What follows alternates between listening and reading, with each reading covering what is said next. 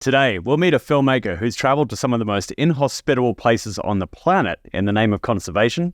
And in our Shark Bite, we'll learn how too much light can be bad for the ocean. You're listening to the Shark Week podcast.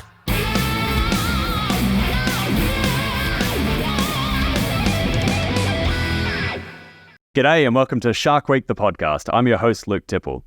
Now everyone, this is our last episode of the season, so make sure you hit that subscribe button so you get notified when new episodes come out. The mission of this podcast isn't just to understand sharks. I mean, we're definitely here for them. This is Shark Week, the podcast. It's our favorite animal. But what we're really here to do is to understand the ocean. On top of that, we want to celebrate and platform the people who've made it their life's goal to protect the ocean, to protect sharks, and help us all understand it a little bit better. My guest today is a perfect example of one of those people. His name is Shawn Heinrichs. Now, I'm sure you've seen his work before, like in Racing Extinction. He's an Emmy award-winning filmmaker who's made it his life's mission to get out in the field and personally confront some of the worst environmental offenders. His worldview very much aligns with ours, that the best way to combat evil is to shine a light on it. He's here to talk about the state of sharks in the world, what dangers they face, and most importantly, what we can do to help them thrive. Shawn, welcome to Shark Week, the podcast. I really appreciate you being here. Your work has been inspiring to me and many others for so many years, and I thank you for that. I wanted to bring you on in this last episode of this season because we've been discussing all season, the issues that sharks are facing, the issues the ocean are facing, and when I thought about who could give us kind of a good summary of where we're at from somebody who's frequently in the field dealing with it firsthand, well, it's you. So where are we in terms of shark conservation and the current status in the oceans? It's an interesting question, and it really comes down to where in the trade or in the fisheries or in the supply chain you're looking at, because there has been a lot of great work done in the last 2 decades. Really, there has been. When I started on this work in the late 90s, the philosophy back then was the only good shark is a dead shark. And they were the monsters of the deep. And the idea of even getting any programming whatsoever, any airtime with regard to shark conservation was a long shot. The only stories people wanted to run back in the late 90s were stories about shark attacks. And my work began by actually just picking up a camera and going out in the field and documenting what was still happening out there, because there had been a surge in the stories about shark finning and shark fisheries in the late 80s, early 90s. And then that story kind of fell off because, again, the media really wasn't interested in it. And I kept asking people as a sort of avid diver, what's the status of sharks? I'd loved sharks since I was a kid. And all I could see was old reports and old content. So I decided, well, the most important thing is to show, because it's hard to argue with an image. You can relay a story, but when you show what's happening, people can really start to gravitate to accepting there's an issue and work on it. And that journey took me over 2 decades from South America, Southeast Asia, Africa, the Americas, pretty much across the world, documenting in these fisheries, in these ports, in these trading operations, some of the most horrific scenes you've ever seen in wildlife. I was in a port in Japan where on the factory floor, one day's catch, 7,000 sharks, 6,500 blue sharks, 500 porbeagle sharks, lying there dead. And then I watched as they systematically went through and cut the fins off every shark. And I was like, what are they going to do with the bodies? And they're like, well, there's no value in the meat. And they use it for fertilizer. I'm thinking about these incredible, majestic predators, and they're being used as fertilizer. And that it was a joke. The real target here was the fins, right? Because that was being used in Southeast Asia. So that really started to expose to me that the scale of the problem was on an order of magnitude worse than anyone imagined.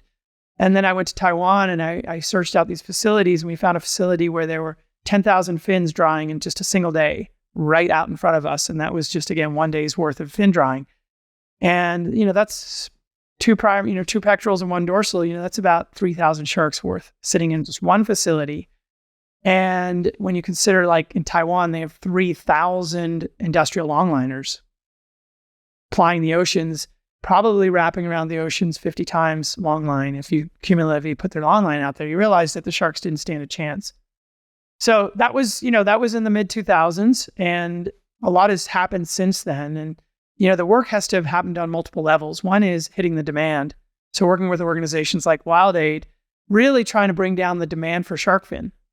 And, significant work done working with Yao Ming, documenting, live sharks being finned and then putting those into PSAs that went to literally over 1 billion people, served to help really knock down demand. And the way you could measure that was the price of fins started to really drop in the sort of the 2000 teens, 15, 16, 17. You started seeing a steady decline in the price of fins, which means demand's going down. Yeah. How much of that change do you think was because of the visual medium of exposing it to people? I think a significant amount, honestly. It's when you show that image or that footage of something that's sort of unconscionable. I call it strong medicine in small doses. It's that gut punch that it's one thing to tell me that people are starving. It's another thing to witness a starving person. There's something about that really hits home in a completely different way. So that for me was really profound. And to be able to present that imagery, undeniable imagery, the ones that the traders said weren't happening, we're not finning live sharks and all that. Yeah, actually 50 million of them probably of that 100 million back then.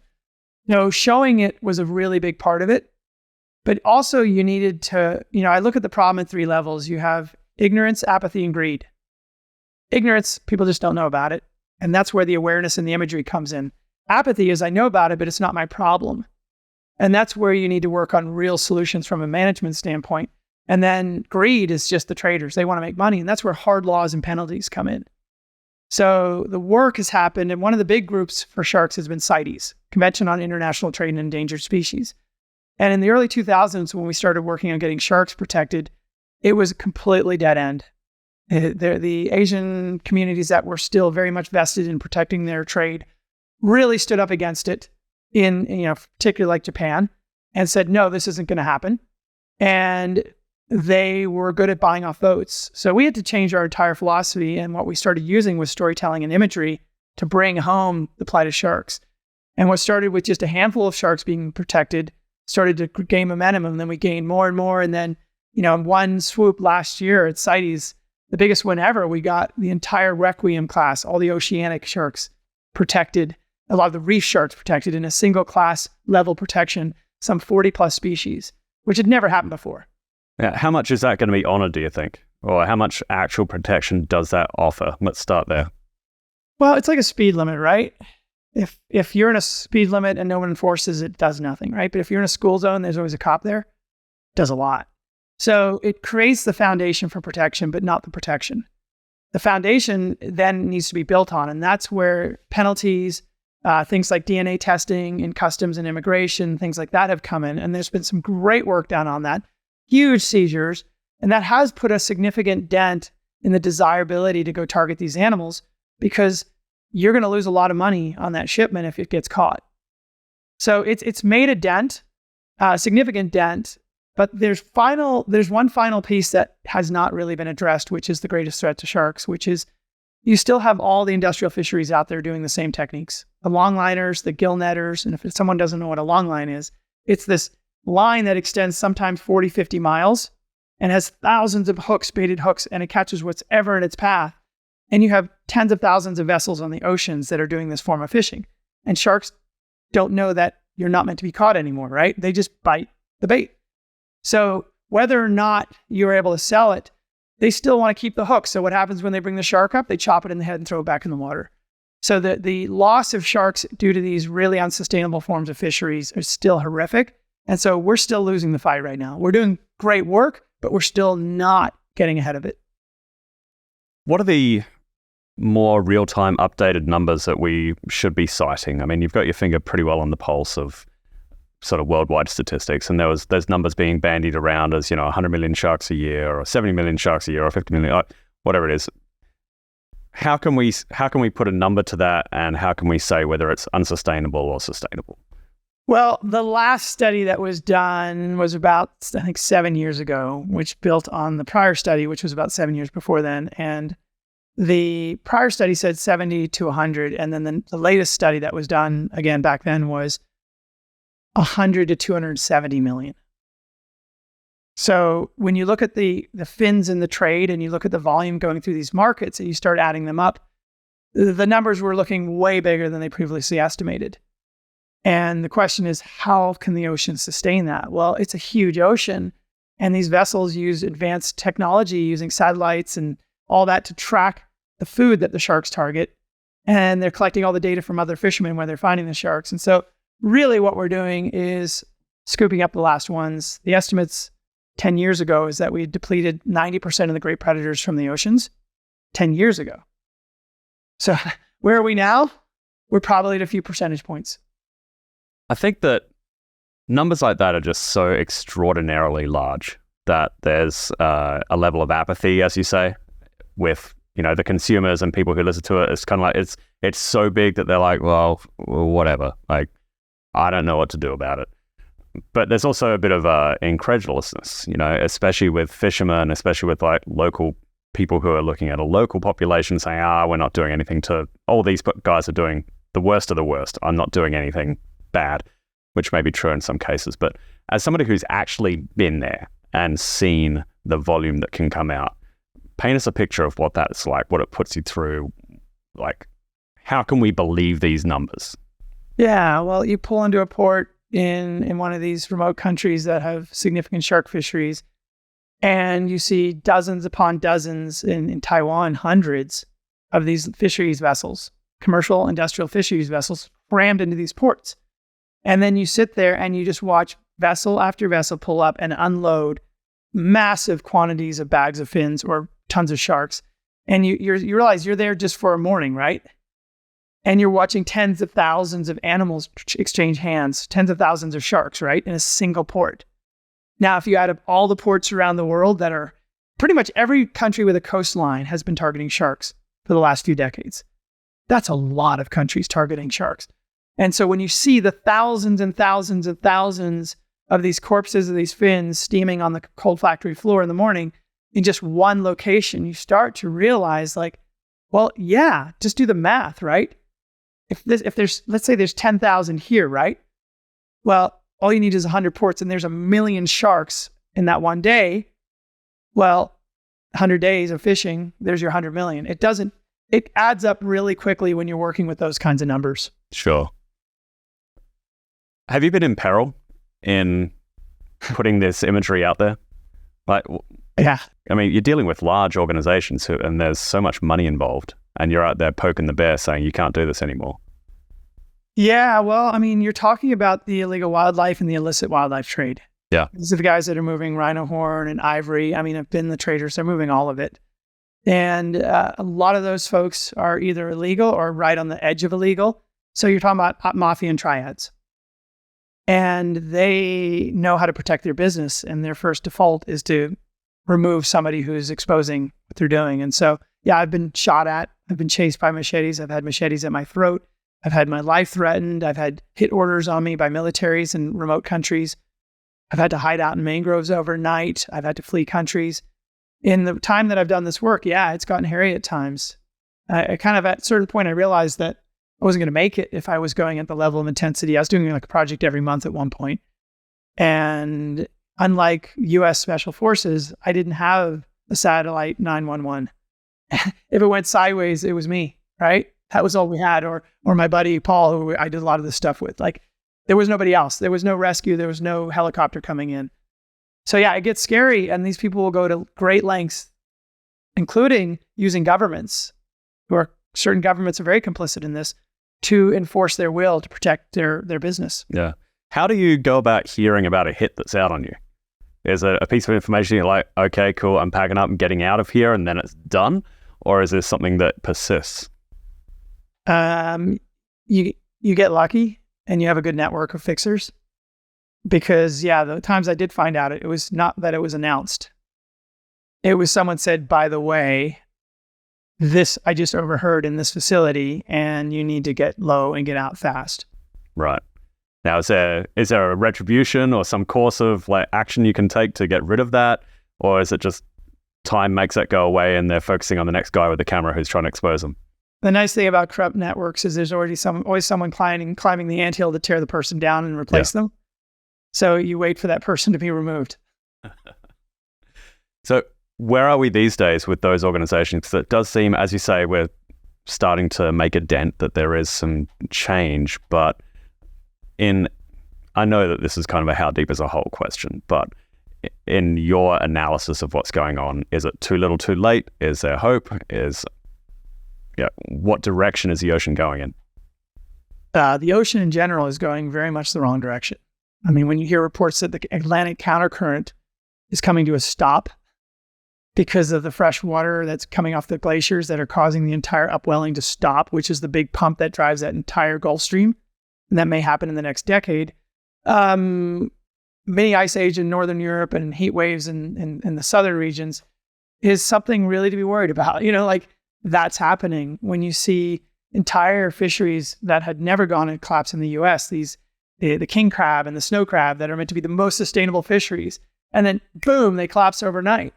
You start realizing that what you've been told just isn't true. Even in these very MSC, Marine Stewardship Council certified fisheries, clearly that's not the case. So and the big picture is really scary. And, I'd love to wave the big wand and say we did it, but we're not there at all. On a local or medium scale, there are some wonderful things happening. The regional protected areas, for example, Galapagos has been under massive threat for years. In the last decade, there's been significant advances in terms of protecting sacred sites like that. Is it perfect? No, there are days where it's still really sad there, but there's still a lot more better days than worse days. And there's, marine protected areas in Southeast Asia, the establishment of a large corridor between Galapagos and Cocos, the expansion of Cocos. There's some regional things that are happening that present opportunities. And I've been to areas where there is protection. And when you start seeing shark populations rebound on a localized level, that's really inspiring. And for people who are like, well, what's the point on the big picture? We're struggling. It's like, put yourself in the fins of one of those sharks. Every single one we save matters, right? If there were 10 people in a building and 8 got burned, would we leave the other 2 because there's no point? No, we'd go and take Herculean efforts to save the last 2 because it's really important. So my philosophy is we need to take that approach and really show up, really, really, really show up, because putting our heads in the sand isn't going to make it go away. It is a difficult fight, but so was civil rights. So was ending slavery in the US. Those were huge uphill battles, but they happened and they were successful. So just because it's hard and just because the picture is bleak doesn't mean we quit. It means we should all redouble our efforts. And in doing so, we might see a very different outcome. Well, you say we really need to show up. What are the 3 things people could be doing today that would equate to really, really, really showing up, as you say? Well, everyone does 3 things. We all consume, we all dispose, and we all burn energy in the process. So those are 3 areas in our lives that we can make a difference. On the consumption level, become an intentional, conscious consumer. Especially when it comes to seafood and meat products, be really smart about it, because 40% of the fish that comes out of the ocean goes into animal feed. A lot of it goes into chicken feed. So even though you say, well, I don't eat fish, you're eating like industrial chicken, you're still eating fish, right? Pork, same deal. If you're eating large-scale commercially harvested seafood, those are being caught by the very vessels that are destroying these populations of animals. If you're going to eat fish, get it from a sustainable source that's pole and line or something where you know exactly how the fish is caught. There's no bycatch, and it's traceable. There's not a lot of those. It takes work, which means, again, the effort it takes to be informed and conscious. On the disposal side, we're also filling the oceans with plastic. What is it? By 2040, there'll be more plastic than fish, right? Something tragic like that, yeah. If you go out there right now, it kind of already looks like that. So, single serving plastic, get rid of it. Stop using it. Stop going for the convenience and start eating bulk. Start actually eating at home again. Stop using stuff for 1 minute and throwing it away. I go through the airport. It's shocking to see people go, they get a plate of this, straws, cups, bowls, they eat for 5 minutes and they dump it in the bin. Everyone doing that, there's no way that's sustainable. And then the energy consumption, it's just really about more efficient and less. Because the carbon, what's getting dumped in the oceans right now, the oceans are on the brink of becoming a net emitter of carbon. And it's like one of the lungs of the earth. The plains, the prairies, the forests are one lung, the oceans are the other one with phytoplankton. Well, when it gets too saturated, it starts off-gassing. Now you literally, not only have you lost a lung, but it's actually pushing carbon into the atmosphere. So really think about your flights, think about your home usage, Think about all those things and try to really dial that back, because it's in those scenarios where each and every one of us collectively make a huge impact. Yeah. Now, you've been around a lot of people that do fairly nefarious things with potentially no conscience. And I remember a line from, it was Racing Extinction, I believe, where you said, why would you want to disrupt something that took billions of years to evolve? In being around the people who make it their business to do that, what do you think motivates them? Is it straight greed, or is it they're just ignorant of the ramifications? It's a complex cycle of scarcity. Okay. I've seen so many times people who have the most feel like they have the least. And it comes from this place inside of them where they're just not enough. So they just have to keep filling that not enoughness with stuff and power and possessions. And At what level is that happening? Is that a comment on the people in charge or the people running the boats? I think it's a pandemic.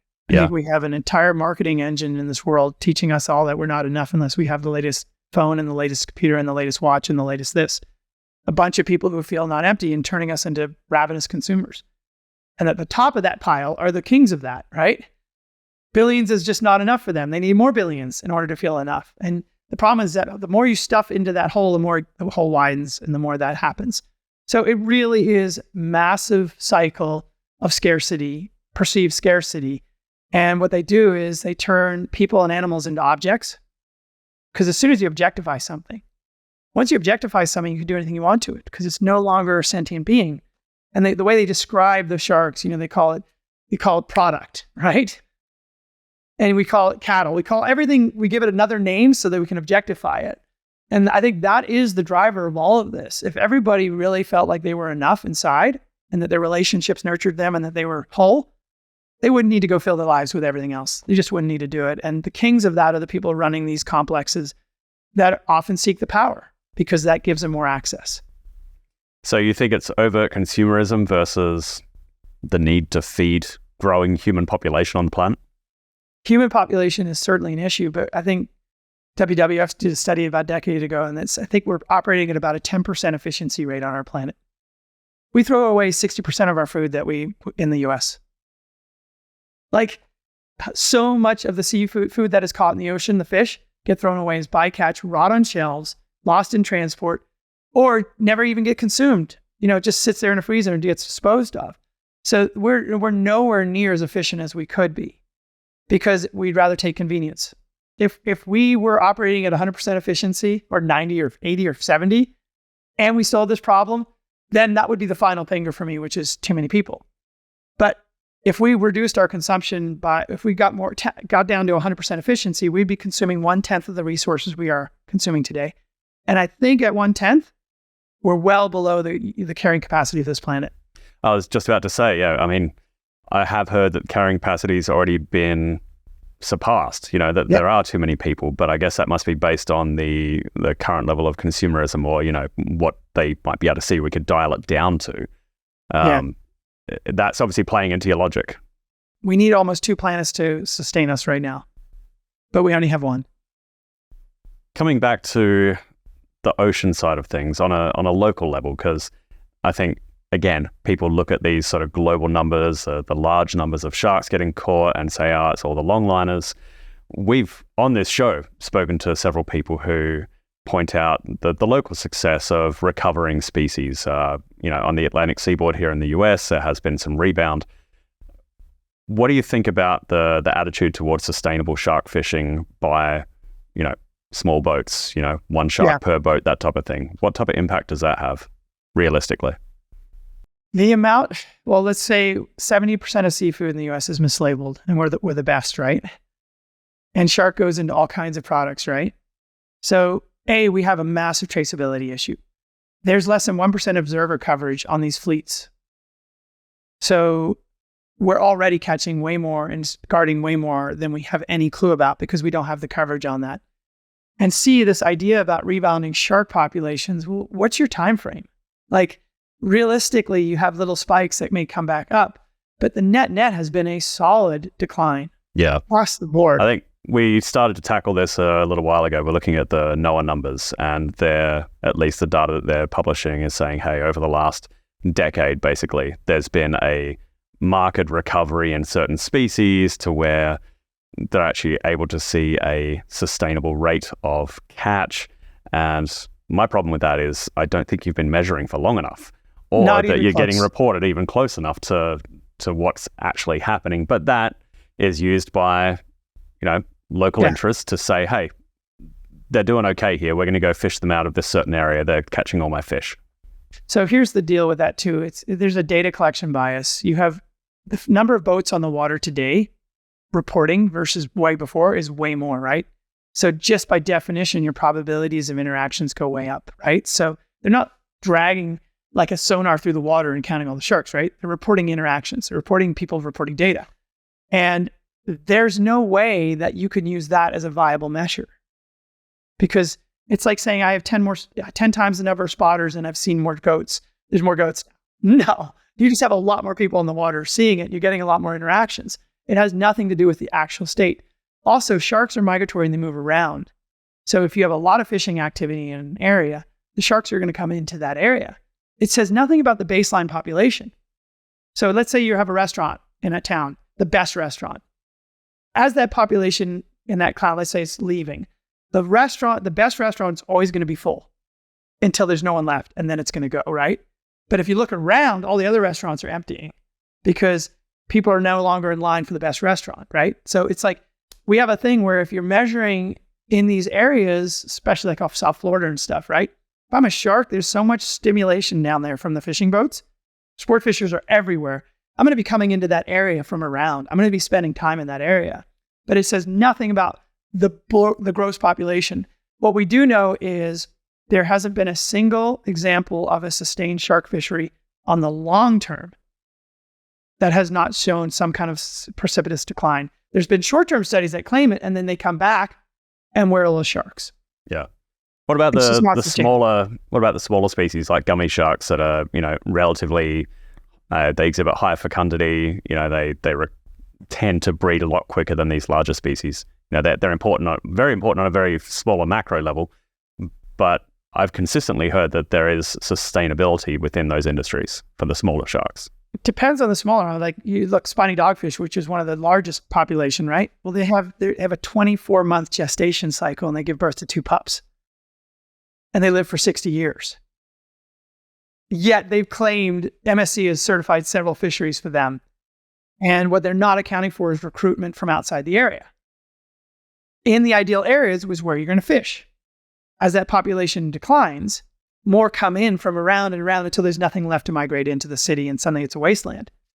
There's no way that an animal that has a 24-month gestation, gives birth to 2 pups and lives 60 years can be fished sustainably in any numbers. It just doesn't exist.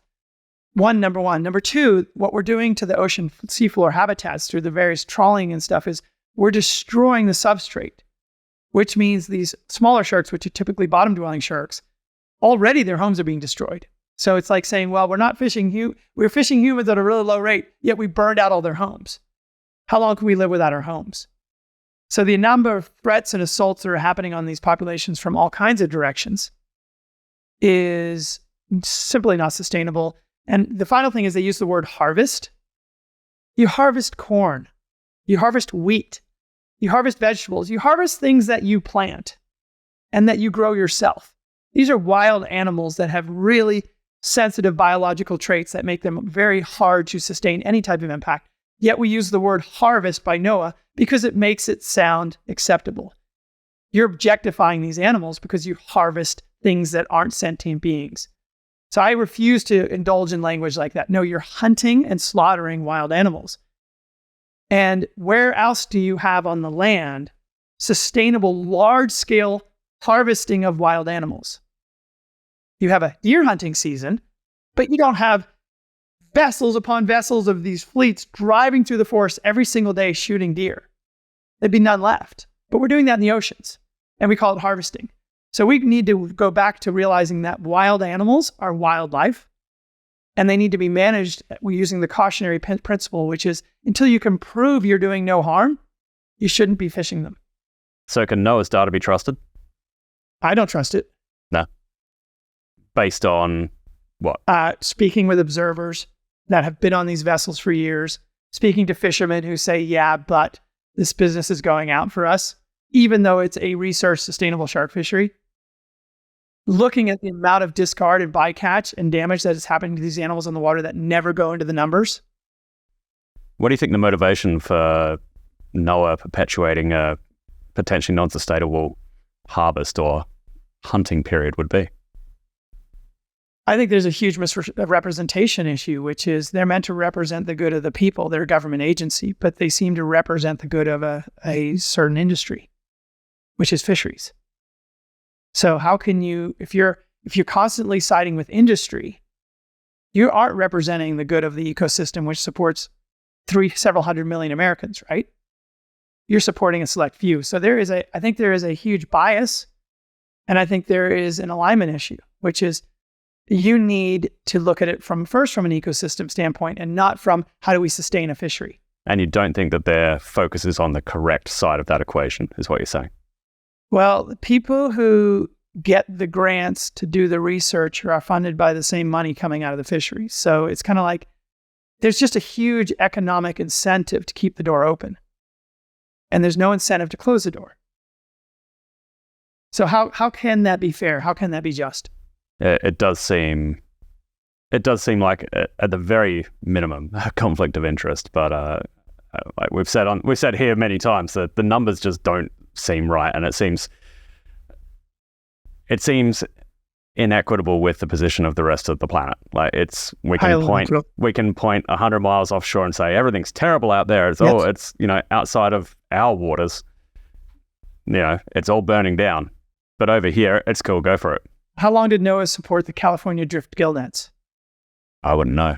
Give us a number. Decades. Known to be absolutely wiping out cetaceans and whales and seals and sea lions, killing them indiscriminately. Yet, for a very small select few who held the permits, NOAA continued to stand up again and again in support of these, where all kinds of developing countries around the world had banned these drift gill nets. And here we have the United States that's meant to be a leader in sustainability, and we've had drift gill nets off those coasts, and we finally shut them down just a few years ago. But how do you trust data from that, When you say just a few years ago, how long ago was that shut down?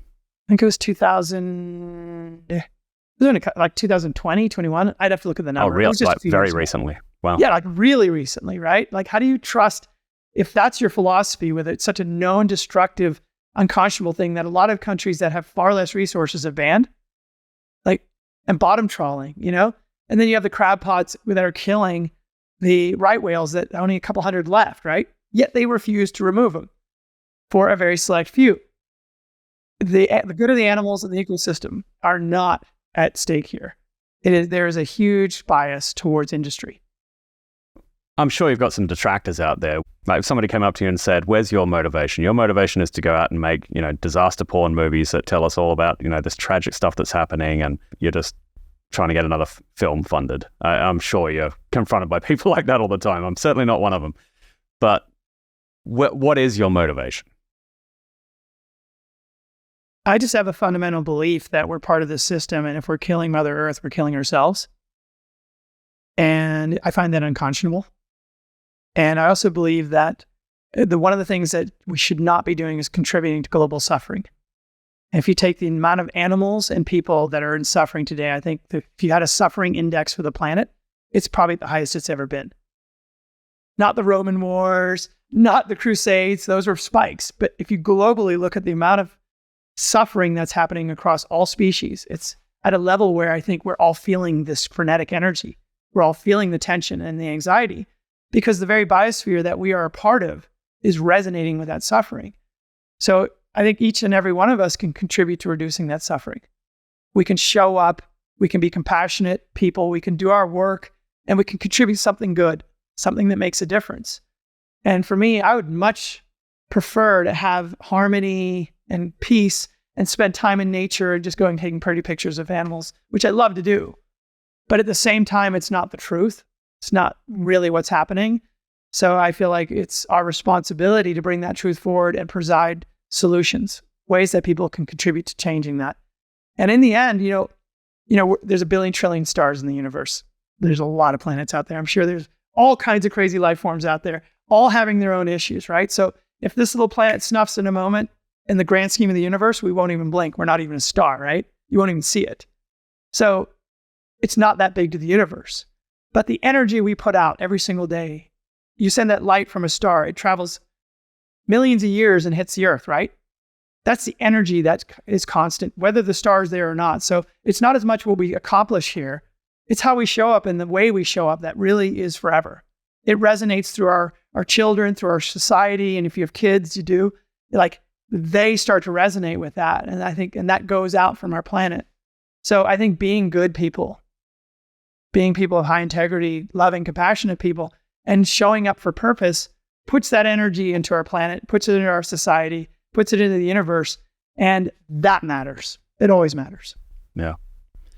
Well, mate, from somebody who really does appreciate your work and the energy that you put out there, and I say this with all sincerity, your work really has inspired me over the years. I've looked at it with great interest, not only for, you know, the beauty, like the pictures you have behind you right now, like that series was amazing. I think I was working with whale sharks actually at the time when you put that out. I'm like, oh, that's awesome. I have to spear one now with a tag, but I love the imagery. But that's part of it. That's part of it. That's science for you. I got to do a little bit of destructive stuff to get the data. Yep. But look, I've really appreciated throughout the years the energy and integrity you brought to your work, and your imagery, I think, really does have the ability to make significant change, if not maybe change the world. And I really do appreciate you for that. Thank you so much, man. I really appreciate it. And thanks for getting the word out. You know, like, people need to fall in love with these animals. We protect what we love, right? And it starts with that love. And so the more this programming makes people care about these animals, the more likely when that opportunity comes up to protect them, they're going to become passionate and take a stand for them. I agree. Mate, thank you for your time today. We'll chat to you again soon. All right. Take care. It's time for today's Shark Bite, where Sierra ends the show with something interesting from the ocean. What have you got for us today, Sierra? Yeah, so I think a lot of people know that light pollution is a problem on land. It has negative impacts on many different species of wildlife. But did you know that it's also a problem in the ocean? That's actually not something I knew about. Tell us about it. So the Plymouth Marine Laboratory published an Atlas of Artificial Light at Night Under the Sea. So what that means is they tried to figure out how much area of the ocean is impacted by artificial light. So that's light coming from, you know, our buildings, our wind farms, offshore oil and gas platforms, anything that's, you know, even like the LED lights, that's all considered artificial light, and it has a negative impact on the marine life in the ocean. Okay, it makes a lot of sense close to shore. The offshore stuff is interesting to me, but what did they find? They found that at a depth of 1 meter, which is about 3 feet, the light pollution is strong enough to cause a biological response in 1.9 million square kilometers of the ocean, which is an area roughly 3 times the size of Texas or the size of Mexico. Well, I've seen a lot of shore-based communities, like here in Florida, where the lights on the boardwalk get turned off so that it doesn't affect the turtles. Is there other animals getting affected as well? Yeah, so there's actually this teeny tiny plankton called a copepod that migrate daily in the water column. And they do this migration based off their circadian rhythm. So it's all based on, you know, the sun rising and setting. And so when there's these artificial lights, it kind of messes up that rhythm. And the reason why they migrate is that they spend their nights foraging near the surface for food. And then they migrate to deeper waters during the day so that they can hide from predators. So in these plankton, you know, we've mentioned it before, they're the base of all life on Earth. They're kind of the, you know, the building blocks at the bottom of the food pyramid. And so if their cycles are getting, you know, messed up because of this additional artificial light, that could have implications on, you know, the ecosystem structure of the ocean. Was there a recommendation of the paper to what we should do about it? Shut the lights off. Just shut the lights off? Yep, turn them off. Well, perhaps more actively, this is something for our listeners to be armed with so they know that when they visit beachside communities who are being responsible with their light, that they're not going to get upset when the boardwalk lights or the hotel lights aren't blaring down on the beach so that they can have their, you know, moonlit parties, right? Exactly. Okay, thanks, Sierra. Anytime. Okay, that's it for another episode of Shark Week, the podcast. Thank you for listening, and I do hope you learned something. And as I said at the top, this is our last episode for this season. So make sure you subscribe so you get notified when we have more episodes coming out. Until next time, I'm Luke Tipple. I'll chat to you soon. You're listening to the Shark Week podcast.